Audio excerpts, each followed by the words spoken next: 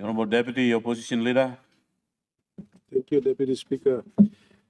I rise to ask a few series of questions, not just as a Deputy Opposition Leader, but the district where I come from. I'm affected, and I share the border of Indonesia. Mr. Deputy Speaker, my question before I ask a series, I would want to give a context to the issues, so to the Prime Minister. So let me give a context of the issue that we face as a province and as a country. Then I would ask my series of questions. Mr. Deputy Speaker, for decades, PNG government has chosen silence on West Papua. Despite killings, despite displacement, and despite minimum of 15,000 refugees crossing into my district in Western and Southern provinces. And current government is quick to speak on conflicts thousands of kilometers away in Middle East, Europe, where PNG has no border, no refugees, and no direct security implications. Mr. Deputy Speaker, furthermore, the situation in West Papua constitutes clear breaches of UN Declaration on the Rights of Indigenous Peoples, the UN Charter, and the fundamental disciplines of international laws. Papua New Guinea's continued inaction and silent risk being interpreted internationally as tacit endorsement of these violations. Mr. Deputy Speaker, on the 5th of November, Australian Senator Lydia Tope called out the region's hypocrisy on West Papua, calling out the Albanese government, just like past governments, remaining silent and complicit, allowing the atrocities to continue with impunity and even providing military equipment to Indonesia. But here in the parliament of the country, most directly affected with blood ties to fellow West Papuans, this government refuses to say even a single word or take the lead in advocating for West Papua self-determination at international forums, including the UN General Assembly. Mr. Deputy Speaker, that is not neutrality, that is fear. And it undermines our dignity as Melanesians. I stand this morning as a Melanesian man with a black skin here in this honorable house, just as the Prime Minister whom I'm asking, I raise this to whom he calls himself Las Papua from Atari district where he comes from. Estimates to date shows over 5,000 West Papuans have lost their lives fighting for their identity, Mr. Deputy Speaker. Their land, their lives since 1960s, and it is happening right on and across our border. 500,000. How many more lives should be lost before we take the matter seriously, Mr. Deputy Speaker? The Prime Minister, apart from our non-actions being a blatant neglect of human rights violation, this is also a regional security issue where Indonesians military have intruded into PNG territory that we must address to maintain peace in the region. My questions are, there are 4 questions. Number 1, Mr. Deputy Speaker, why is PNG government willing to issue statements on wars in distant regions, but refuses to address the clear breaches of UN DRIP, the UN Charter, the international law occurring in West Papua, including the killings, displacement, and allowing refugees crisis unfolding directly on our border? Question number 2, Mr. Deputy Speaker, what exactly is the government afraid of? And why can't we establish a parliamentary committee or inquiry into what is clearly a matter involving serious human rights violations, potential crimes under international law, and the security of our own citizens in the border provinces. Question number 3, Mr. Deputy Speaker. Is this silence truly foreign policy, or is it submission to Indonesia? If PNG claims to uphold the UN Charter, UN DRIP, and international human rights law, why can it not even allow this parliament to examine an issue directly affecting our sovereignty, our borders, our security, and our fellow Melanesian people? Question number 4 and the last. Mr. Deputy Speaker, given the government's refusal to acknowledge ongoing breaches of UN DRIP, the UN Charter, the international law in West Papua, can the Prime Minister confirm whether PNG's foreign policy is now effectively outsourced to Jakarta?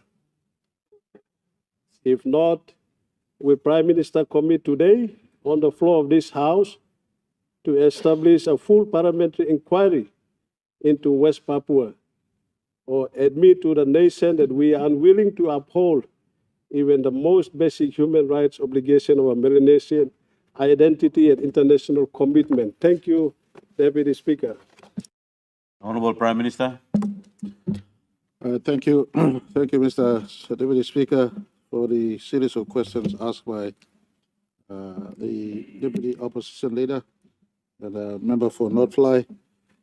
Mr. Deputy Speaker, in the first 8 years of my life, I lived in his electorate and the electorate next door, which is a telephone electorate. In my life living there, from 1972 to 79, I spent years in a refugee camp, so I understand clearly. In between that, with my old man, we move in and out of refugee camps. I do understand clearly what he's saying, and I do understand where he's coming from. I want to give assurance to this country and to Indonesia and to West Papua and to all Melanesia that when it comes to Melanesian human rights, James Marape or Pangulet government or anyone for that matter will always advocate for Melanesian human rights. And I want to say in his question, paraphrase, in I think question 3, question 4, are we scared or are we outsourcing our foreign policy to Jakarta? Far from it, there is no element of scared. What's the English word? There's no element of, we're not scared. English is not my best language. I'm trying to get the right words connected. There's no element of fear. There's no scaredness on our part in respect to the issue of West Papua to be addressed, especially from the context of human rights. I want to offer counsel to all of us. Sovereignty issues is different from human rights issues. Sovereignty is a different matter. We respect the full sovereign integrity of the Republic of Indonesia. But when it comes to human rights matters, if I can, through you to the Deputy Speaker, to Deputy Opposition Leader, if I could summarize his 4 questions in my reply, all in all. There is no element of scaredness to Indonesia. There is no element of control in respect to our foreign policy by Indonesia. We respect the United Nations Charter in respect to defining sovereign territories. Papua New Guinea, as it was at 1975, since we established bilateral relations with Indonesia up till today, has not changed in our foreign policy outlook in respect to sovereign integrity of Indonesia. Mind you, Papua New Guinea ourselves, we have a test of sovereignty running as we speak to the Bougainville issue. So we have the test of sovereignty running through the Bougainville issue. We have no moral legs to talk about other nations' sovereignty. But I want to point to the human rights issue that I think was the major gist of the Deputy Opposition Leader's question, which is a right question, by the way, in respect to human rights that may happen within our doorsteps. And I want to give assurance to all Melanesians. At all forums I am presented. As a Melanesian leader, I advocate for human rights of Melanesia. Whether it's Pacific Island Forum nations, whether it's MSG, whether it's United Nations, and not just a public forum like this, at different forums that I attend, meeting rooms, medias, and parliaments or chambers like this. And I want to give assurance to... We have a point of order, Honorable Prime Minister. We respect and understand that the Prime Minister on a personal level makes commitments. I think the question from the Deputy Opposition Leader is in relation to government policy, not the Prime Minister's personal feelings on the matter. Thank you. Honorable Governor, I think the Prime Minister is still in reply, so to take note of that. Allow the Prime Minister to reply. Mr. Deputy Speaker, the good governor for ECP's pointers are noted. In the personification of myself, I hold my views and the government's views together in the office I occupy. Mr. Deputy Speaker, and as I relate, this embodies our government's view. Firstly, foreign policy has not been altered in respect to Indonesian sovereignty. Secondly, our commitment to human rights values is maintained. If any atrocities happen in West Papua, we have every right to speak, and I want to inform this House. I thank President Prabowo. His first visit after being elected into office or pronounced elected as a president in waiting, he chose to visit Australia, and Port Moresby came here, made a bilateral visit with me.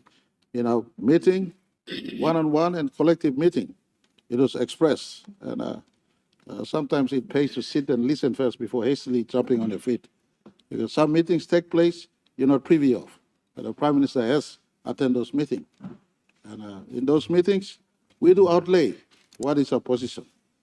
President Prabowo, as well as President Widodo, where I said in my 6 years of being Prime Minister, the privilege of working with President Widodo and now President Prabowo, they've been informed clearly our concerns on human rights. To our Melanesian brothers in West Papua, James Marape, this Pangu-led government, and this country, including the opposition leader who asked, the deputy opposition leader who asked this question, as a concern on human rights on the other side. I want to tell this Parliament, we are never silent on human rights issues.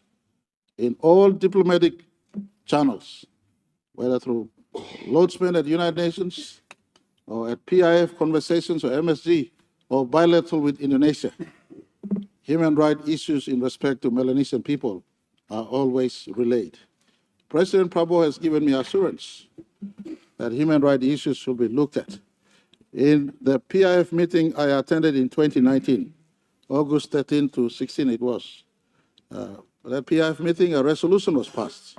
Again, PNG, in the construct of the text, verbatim of the resolution, we contributed in that meeting substantially. Our contribution goes to this space, not just affirm human rights issue, but look at the cost of the human rights issues. Look at the cost of the human rights issues. Member will not fly. Member Lotari Senabantri, we got to treat it diligently with respect to the sovereignty, but preserving our people's right to exist, right to their land, right to their culture on the other side. And that has been clearly expressed in one-on-one bilateral meetings, in nation-to-nation bilateral meetings, and of course, the maintenance of our government policy since 1975. In case we forget history, it was a Pangu Party policy in 1975, and we maintain up till today. Thank you, Mr. Speaker.